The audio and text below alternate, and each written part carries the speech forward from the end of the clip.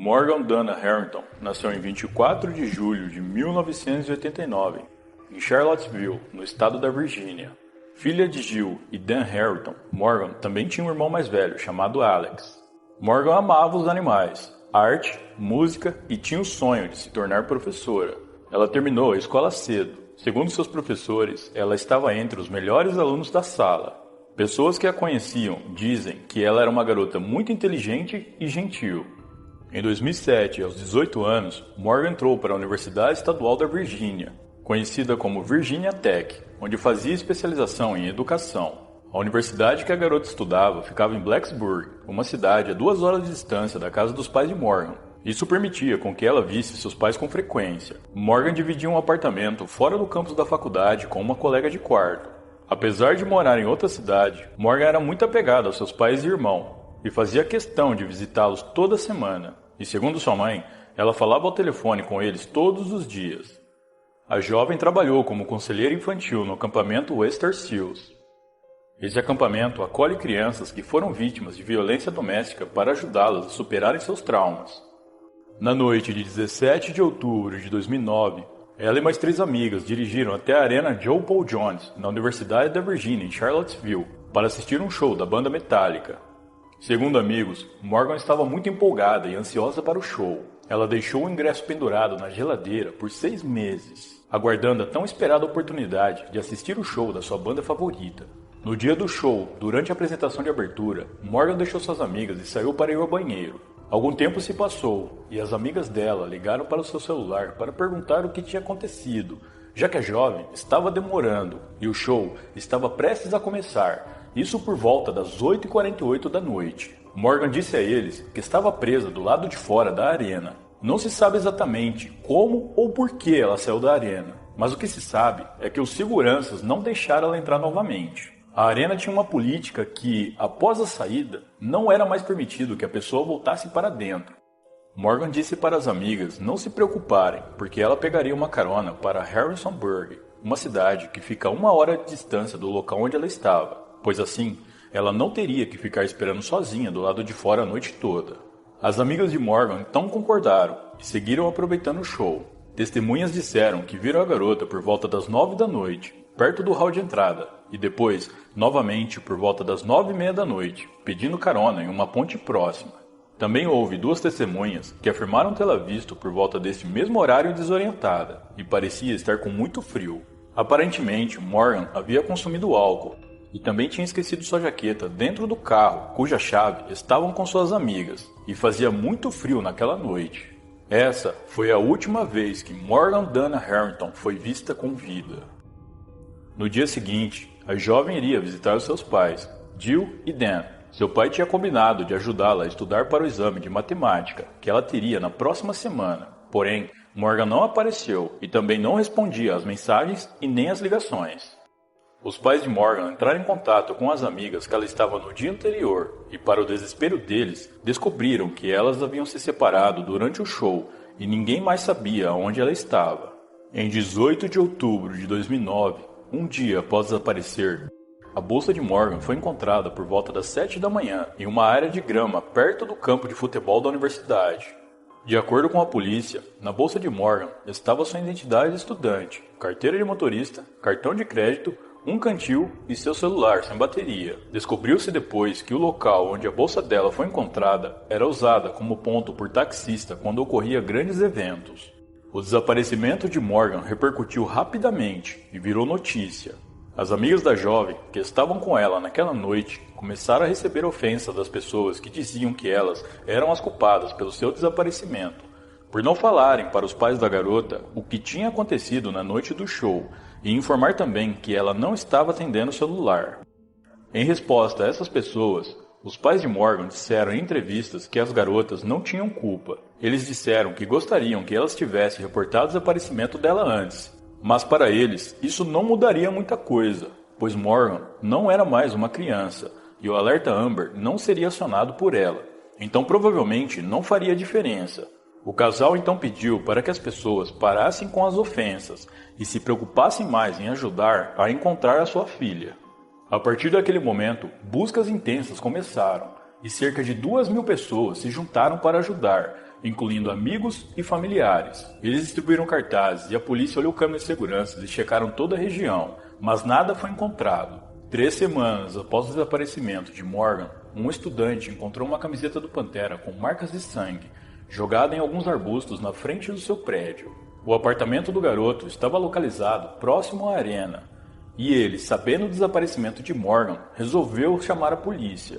Após análise, foi confirmado que aquela era a mesma camiseta que Morgan usava na noite do seu desaparecimento. Na camiseta foi encontrado o DNA de Morgan e de mais uma pessoa que não pôde ser identificado. Em 26 de janeiro de 2010, 3 meses depois, um fazendeiro estava passando pelas terras de sua fazenda em seu trator, quando avistou o que parecia ser restos mortais. Primeiramente ele achou que pudesse ser de um animal, mas quando chegou mais perto, percebeu que se tratava de um corpo humano. Não havia sapatos, roupas ou joias por perto, então o fazendeiro, que já tinha conhecimento do desaparecimento da jovem, começou a pensar que pudesse ser ela. A fazenda de 700 acres, conhecida como Fazenda Ancoragem, está localizada a 16 quilômetros da arena onde ocorreu o show. Os restos mortais foram encontrados em uma área remota da fazenda, e o acesso mais próximo ao local ficava a cerca de 2,5 km, sem nenhuma circulação de pessoas. O fazendeiro só não encontrou o corpo antes, porque em outubro neva em Virgínia, dificultando que o corpo fosse encontrado. Então em janeiro, quando o clima estava mais ameno, ele pôde ser visto. Após análises, as autoridades confirmaram que os restos mortais realmente pertenciam a Morgan Dana Harrington. Dan, pai de Morgan, ficou sabendo que encontraram o corpo de sua filha da pior forma possível. Ele recebeu um telefonema em sua casa de um repórter perguntando sobre o que ele achava do corpo que foi encontrado. Dan, que ainda não havia sido notificado pelas autoridades, entrou em contato com a polícia para saber o que estava acontecendo, e para sua tristeza, a polícia confirmou que os restos mortais eram realmente de sua filha desaparecida. Segundo análises dos legistas, vários ossos de Morgan foram quebrados. A necrópsia concluiu também que Morgan sofreu bastante, mas não souberam determinar exatamente como ocorreu. Posteriormente, a mãe da jovem confirmou o laudo do legista. Os pais e o irmão da jovem, muito abalados com a notícia, e para tentar ter alguma paz naquele momento tão difícil, visitaram a fazenda onde o corpo da garota foi encontrado. O crime deixou muitos moradores da região com medo. A ideia de que um criminoso perigoso poderia estar morando e atuando nas proximidades era algo assustador. As pessoas estavam aterrorizadas. Em 2010, os testes forenses conseguiram relacionar o DNA encontrado na camiseta do Pantera que Morgan usava na noite do seu desaparecimento com um caso arquivado ocorrido em 2005 em uma cidade próxima chamada Fairfax. Na ocasião, uma garota que foi identificada apenas com as iniciais RG foi atacada nessa cidade. Ela tinha 26 anos na data do crime. Segundo seu depoimento, em 24 de setembro de 2005, ela estava voltando de um mercado por volta das 8h30 da noite. Quando ela estava prestes a entrar em casa, ela foi surpreendida e agarrada pelas costas por um homem. Esse homem a levou até um parque ermo perto do seu bairro. Segundo ela, esse homem a jogou no chão e a agrediu. Ela gritou por socorro, mas o homem disse que iria ficar pior para ela se ela gritasse novamente. O homem disse também que ela precisava deixá-lo fazer o que quisesse com ela, e assim ele a deixaria ir embora. Em algum momento, ela disse ter perdido a consciência, e quando se recuperou, viu os faróis de um carro se aproximando. O seu agressor então fugiu, a deixando ali caída no chão. Um homem saiu do carro e correu para ajudá-la. Em seguida, ele foi atrás do criminoso, mas não conseguiu pegá-lo. Depois ele chamou a ambulância e ficou aguardando com ela até que eles chegassem. Após exames, foi constatado que a garota tinha DNA masculino nas unhas, mas esse DNA não combinava com o DNA de ninguém cadastrado na base de dados da polícia. A garota ainda deu a descrição do seu agressor à polícia. Era um homem negro, de aproximadamente 1,80 m de altura e uns 90 kg, cabelos curtos e que tinha barba e bigode.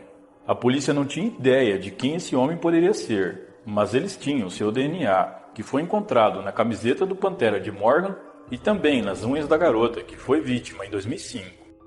Ainda com a ajuda da vítima de 2005, a polícia foi capaz de fazer um retrato falado de como o criminoso supostamente seria. O retrato falado do criminoso foi espalhado e todos ficaram aguardando por alguma informação que pudesse ajudar, mas como a polícia não encontrou mais nenhuma evidência sobre o agressor, o caso foi arquivado. Apavorada e traumatizada, a garota resolveu voltar para seu país natal, a Índia. Segundo ela, aquela foi a pior coisa que já havia acontecido em sua vida. Seu corpo doía muito. Ela ficou semanas sem conseguir sair de casa e não queria falar com ninguém, até que a vida, aos poucos, foi voltando ao normal. James Hetfield, vocalista da banda Metallica, se manifestou sobre os ataques e gravou um vídeo onde ele oferecia $50 mil de recompensa em cima dos $100 mil que a polícia já havia oferecido por qualquer informação que pudesse ajudar a encontrar o responsável pelo crime que vitimou Morgan. 5 anos se passaram para que o caso de Morgan tivesse solução, mas para isso, outra garota teve que perder a sua vida. Pessoal, agora eu vou falar um pouco sobre o caso de Hannah Elizabeth Graham, e no final, vocês vão entender qual a ligação dela com o caso de Morgan. Hannah nasceu em 25 de fevereiro de 1996, em Berkshire, na Inglaterra. Ela morava com sua mãe Susan e seu pai John Graham e seu irmão James. Em 2001, quando tinha 5 anos, ela se mudou com sua família para a cidade de Fairfax, na Virgínia. Hannah era considerada uma atleta muito talentosa e ótima aluna. Aos 18 anos, ela já fazia faculdade na Universidade da Virgínia. Na noite de 12 de setembro de 2014, por volta das 11 horas, Hannah e seus amigos foram para uma festa. Lá, depois de se encontrar com um outro amigo, Hannah e ele saíram juntos para ir a uma outra festa naquela mesma madrugada. No entanto, Hannah estava se sentindo muito mal, pois havia bebido. Então ela achou melhor ir embora. Um amigo ofereceu carona para ela, mas Hannah recusou e disse que iria para casa andando.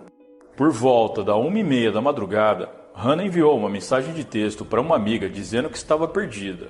Essa foi a última vez que alguém ouviu falar dela.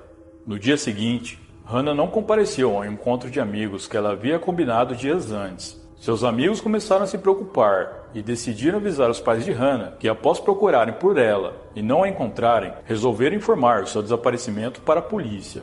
Os investigadores ligaram o caso de Hannah com o caso de Morgan, e a preocupação começou a aumentar por causa dos rumores sobre aquele suposto criminoso que estava espreitando e atuando na Virgínia, como eu já havia dito antes. A polícia conseguiu recuperar várias imagens de câmeras de segurança que haviam gravado os últimos passos de Hannah durante a madrugada, e segundo essas imagens, Hannah fez o seguinte percurso. À 00:45, ela foi vista caminhando sozinha e passando por um bar chamado McGrady's. 10 minutos depois, a câmera capturou Hannah passando correndo por um posto de gasolina, mas não parecia que havia alguém correndo atrás dela. À 1h06, Hannah foi vista em uma pizzaria chamada Sal's Pizza, em um shopping, e em algum momento um homem foi visto a seguindo. Esse homem, posteriormente, foi identificado pela polícia e disse que estava seguindo a garota porque ela parecia angustiada e ele queria ter certeza de que ela estava segura.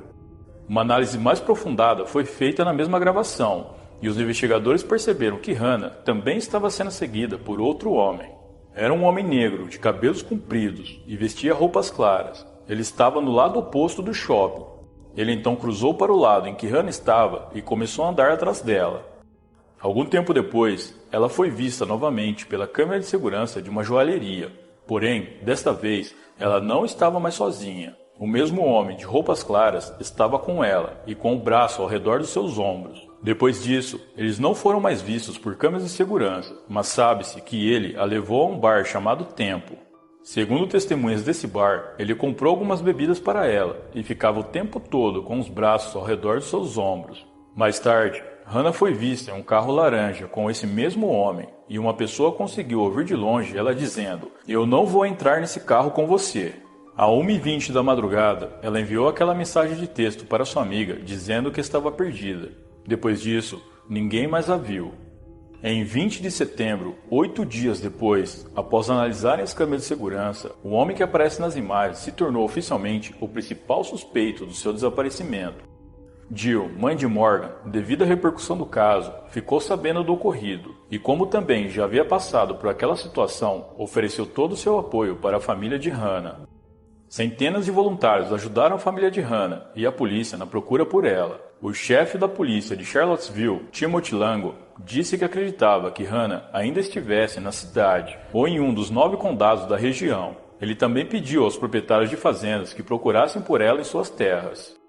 Em 18 de outubro de 2014, restos humanos foram encontrados em uma propriedade abandonada no condado de Albemarle. a cerca de 8 km do local onde os restos mortais de Morgan Harrington foram descobertos. Em 24 de outubro, 6 dias depois, após análises, a polícia confirmou que o corpo encontrado era mesmo de Hannah Graham. Naquele mesmo dia, os pais dela visitaram a propriedade onde ela foi encontrada. Posteriormente, em 18 de novembro, o jornal The Washington Post relatou que a causa da morte de Hannah foi de origem indeterminada. Algum tempo depois, a polícia conseguiu identificar o homem capturado pelas câmeras de segurança. Se tratava de Jesse Matthew Jr., um auxiliar de enfermagem de 32 anos, que esporadicamente trabalhava como taxista. Na mesma noite que Hannah desapareceu, Jesse foi visto espreitando em diferentes bares da região, abordando várias mulheres e se comportando inapropriadamente. Foi feita uma busca no carro e na casa de Jesse, e a polícia levou vários itens para serem examinados. Em 21 de setembro, Jesse foi até a delegacia de polícia de Charlottesville e falou brevemente com os policiais, dizendo que não falaria nada sem um advogado, e como não havia nada concreto contra ele, ele foi liberado. Tudo o que a polícia podia fazer era ficar de olho em Jesse, e por um tempo ele não cometeu nenhuma infração. Porém, um certo dia, a polícia conseguiu pegá-lo em alta velocidade, mas ele estava tão rápido que conseguiu sumir da vista dos policiais. Por conta dessa infração, ele foi acusado de direção imprudente, e posteriormente, a polícia conseguiu obter um mandato de prisão para Jesse pelo sequestro de Hannah. Quando conhecidos de Jesse ficaram sabendo que ele estava sendo acusado por um crime tão terrível, eles ficaram em choque. Segundo eles, Jesse costumava ser muito gentil com as pessoas e sempre se voluntariava para ajudar a treinar o time de futebol que ele jogava, e a equipe o adorava. Mais tarde, foi descoberto que em 2003, Jesse tinha sido acusado de atacar uma mulher em uma escola que frequentou. Ele chegou a ser expulso do time de futebol e da escola por conta dessas alegações, mas não foi preso, pois a vítima não prosseguiu com as acusações. Cerca de 11 meses depois, em outra escola no qual estudava, mais uma vez Jesse foi expulso do time e da escola pelo mesmo motivo, entretanto, não deu em nada. Nenhuma fonte que eu encontrei tinha informação do porquê Jesse não foi acusado, mas ao que tudo indica, a vítima também não prosseguiu com as acusações. Em 22 de setembro, o apartamento de Jesse foi revistado novamente. Vários itens e algumas roupas foram levados para análise. Um dia depois, dia 23, a polícia conseguiu reunir provas o suficiente para prender Jesse pelo sequestro de Hannah. Mas o homem já havia retirado todo o dinheiro de sua conta bancária e fugido. Ele foi encontrado alguns dias depois, reconhecido por uma mulher. Jesse já estava no Texas, a 2.000 quilômetros de distância, acampando em uma praia, e foi preso naquele mesmo dia. A mulher que o denunciou ficou no local onde Jesse estava até que a polícia chegasse para se certificar de que ele não fugiria novamente. A polícia encontrou no carro de Jesse um mapa do México, indicando claramente que Jesse estava planejando fugir para lá. Em 29 de setembro de 2014, foi relatado que as provas forenses retiradas da investigação dos crimes contra Morgan em 2009 correspondiam aos itens tirados do apartamento de Jesse, e várias outras provas vieram à tona. Em 2009, na mesma noite em que Morgan desapareceu, Jesse estava trabalhando como taxista próximo ao ponto onde Morgan foi vista pela última vez. O DNA de Hannah foi encontrado no carro de Jesse e também os shorts retirados do apartamento dele. O DNA de Jesse bateu com o DNA encontrado embaixo das unhas da garota atacada em 2005, pois o DNA do agressor ficou cadastrado no banco de dados da polícia. No entanto, como Jesse nunca havia sido preso antes, os policiais só tinham a sequência de DNA, mas não sabiam de quem era. Mas agora, eles sabem. Com todas essas provas, Jesse foi declarado culpado pelo ataque à garota, e pouco tempo depois foi declarado culpado pelo crime contra Hannah Graham e sentenciado à pena capital. 3 meses depois, ele também foi formalmente acusado pelo crime contra Morgan Harrington. A polícia acredita que na noite em que Morgan foi raptada, Jesse pode ter atraído ela para o seu táxi, enquanto ela procurava uma carona para casa. Em outubro de 2015, no final do julgamento, a garota que sofreu o ataque em 2005 fez uma longa viagem da Índia aos Estados Unidos para testemunhar contra Jesse. A garota o reconheceu, mas não pôde identificar com 100% de certeza que ele era o mesmo homem que a atacou em 2005, por conta da experiência traumática que ela passou. E também, segundo ela, ele parecia um pouco diferente, já que havia se passado 10 anos. Mas os testes de DNA encontrados em suas unhas comprovaram ser o mesmo homem. E então, após deliberação, Jesse foi condenado a 3 penas de prisão perpétua por esse crime. O homem que ajudou a garota em 2005 também testemunhou no julgamento. O seu nome é Mark Castro. Segundo seu depoimento, ele estava voltando da casa de um amigo naquela noite, quando ouviu gritos vindo de um parque e resolveu ir até o local. Foi quando ele viu a garota caída no chão, quase inconsciente. A garota pediu por ajuda e ele saiu para procurar o criminoso, mas o homem já tinha conseguido escapar. Ele disse também que ficou com ela até os paramédicos chegarem ao local. O depoimento dele foi muito importante, pois constatou que Jesse não só tinha a intenção de se aproveitar da garota, como também de tirar a vida dela. Se não fosse isso, certamente essa garota teria tido o mesmo fim que Morgan e Hannah tiveram. Os promotores disseram que se Jesse se confessasse culpado dos crimes de Hannah e Morgan, ele evitaria pena capital como parte de um acordo. Em março de 2016, Jesse fechou esse acordo judicial, se declarando culpado de 2 acusações dos crimes contra Hannah e Morgan, conseguindo evitar assim a pena capital. Entretanto, ele foi sentenciado a 4 prisões perpétuas, sem chances de liberdade condicional. Jesse Matthew Jr. recebeu no total 7 prisões perpétuas consecutivas. Só para ficar mais esclarecido, ele recebeu 3 sentenças de prisão perpétua pelo crime cometido em 2005 e mais 4 sentenças de prisão perpétua pelos crimes contra Morgan e Hannah. Em nenhum momento, Jesse quis colaborar com a polícia nas investigações, então a causa dos crimes contra as garotas nunca pôde ser determinada. Em 21 de maio de 2019, Jesse foi diagnosticado com câncer de colo estágio 4. Ele foi transferido da prisão estadual de Red Onion, do condado de Rice, onde cumpria sua pena, para a prisão estadual de Waverly, onde realizaria o seu tratamento. Ambas as famílias das vítimas foram notificadas sobre a situação de transferência de Jesse. Mesmo após a prisão e condenação de Jesse, as autoridades não descansaram. Para eles, Jesse pode estar envolvido em mais crimes. A polícia acredita que ele seja o responsável pelos desaparecimentos de Sophie Mai Rivera, de 31 anos, e Alton Wind Day, de 24, ambas desaparecidas desde 2003. E também pelo crime contra Cassandra Morton, de 23 anos, que desapareceu em 2009 e o seu corpo foi encontrado em novembro do mesmo ano. Todos esses crimes parecem ter o mesmo padrão, o que indica que provavelmente foram cometidos pela mesma pessoa, além do fato que ocorreram em regiões próximas. Depois que os restos mortais de Hannah foram descobertos e identificados, os alunos da Universidade de Virgínia ergueram um memorial em sua homenagem. Os pais de Morgan, Jill e Dan Harrington, criaram uma campanha online chamada Ajude a Salvar a Próxima Garota, cujo objetivo é ensinar mulheres a se protegerem e a evitarem violência doméstica e outros tipos de violência. Jill, mãe de Morgan, também lançou um livro onde mostra sua perspectiva sobre toda a história.